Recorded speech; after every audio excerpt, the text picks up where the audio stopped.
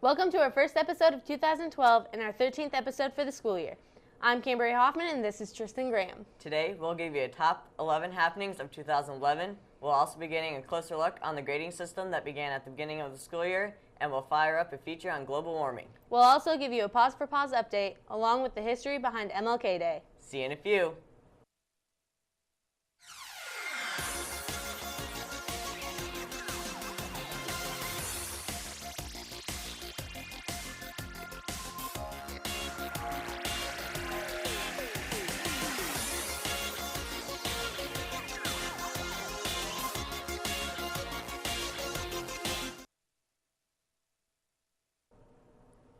Welcome back, and wow, is it hot in here? Yeah, I agree. The lights are pretty bright. I might have to go outside to cool down. I don't think that would help much, Tristan. You're probably right. Temperatures around here have been abnormally warm lately, and that leaves some people with mixed feelings about the weather.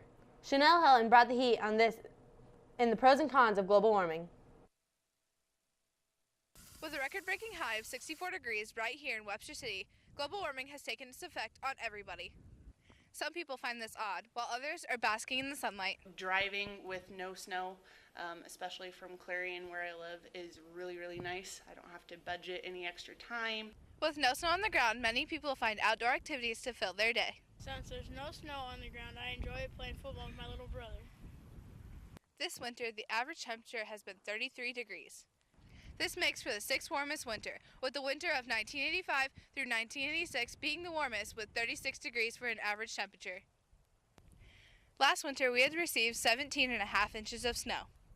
Normal winters consist of an average of 33 inches of snow, but this winter, we've only received 1.75 inches. But how is this affecting the workers that move snow for a job? We don't have to come in as early in the morning. We can come in at 7 o'clock. During the winter time, normally we move snow, of course, but the street department here does water main breaks as well, so we have those to deal with, which we still are.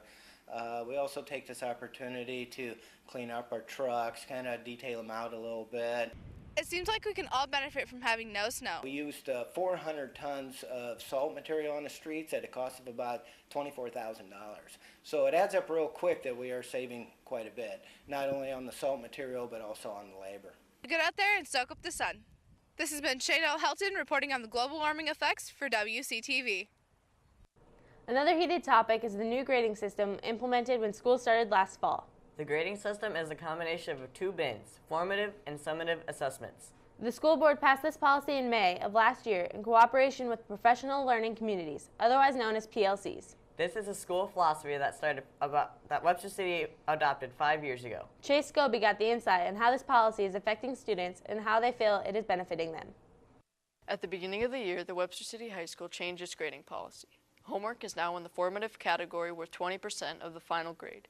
Semester tests are worth 10%, and summative assessments, which are tests and quizzes, are worth 70%. Here's Mrs. Gelder with an in-depth look at the new grading policy. This is the first school year that Webster City schools have implemented a new grading policy. That new grading policy involves changes in the way that students are graded and how they're demonstrating their learning. A formative assessment is practicing the skills that you learn in a class so that you can take your summative assessment. Summative assessment is a way for you to demonstrate what you've learned so far in the class at the end of a unit or a lesson. Since this is the policy's first year, some students are having trouble adjusting. Now that homework isn't as big of a part of a student's grades, they're finding it easier to slack off. Yeah, I think homework's totally worth doing because it gets you prepared for the test. I do wish it was worth a little bit more percent-wise. That way it counts better towards your grade. The students aren't the only ones struggling. Some teachers are finding that it takes up a lot more time in class. Students don't do their homework and do bad on summative assessments, causing the teachers to go over more during the class period. So give your teachers a break. Do your homework. I'm Chase Scobie, reporting for WCTV. Thanks, Chase. Not only is there a new grading policy, but we're almost a full month into the new year. 2012 is off to a good start, and contrary to certain rumors that will take place in December, it's going to be a great year. But 2011 isn't a year to forget altogether. That's right. So many things can happen in just 365 days. What's your favorite memory about 2011, Cambria? I really loved making a wish on 11/11/11 at 11/11.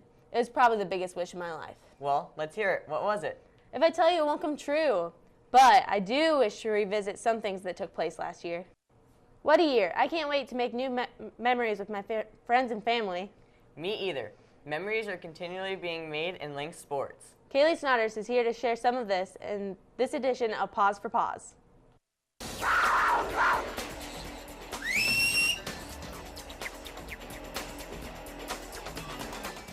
The boys basketball team has had a strong season so far with a total record of 9-2 and 7-0 in the NCC. The Lynx traveled up to Garrigan last Friday and they came out on top with a final score of 62-51. Then Saturday, Waverly Shell Rock made the trip here and it was a close game, but Waverly went home with a 64-61 victory. The girls have had a rocky season with a total record of 2-9 and 2-7 in the NCC.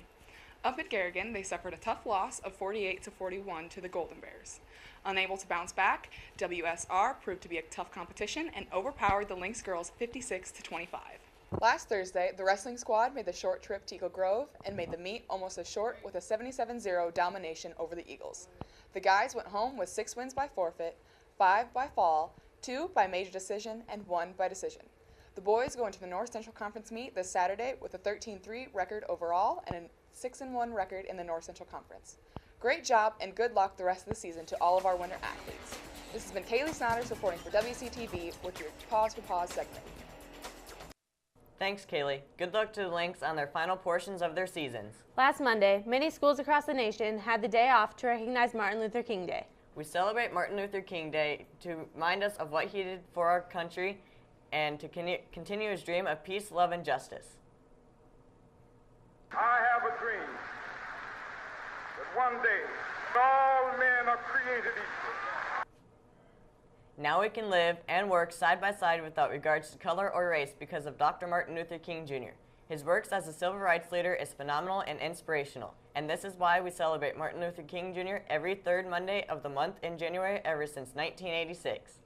Before we go, we have a few announcements to make. All 4 of our Lynx basketball teams will be making a trip to Hampton-Dumont tonight with JV girls and boys starting at 3:45 and varsity girls tip-off at 6:15 with varsity boys to follow.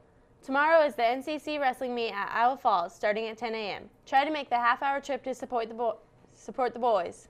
District large group speech also takes place tomorrow. Good luck to all participating. And don't forget, we have an early out next Thursday the 26th and a professional development day on Friday the 27th. But until then, have a great 2-day weekend and we'll see you next week on WCTV.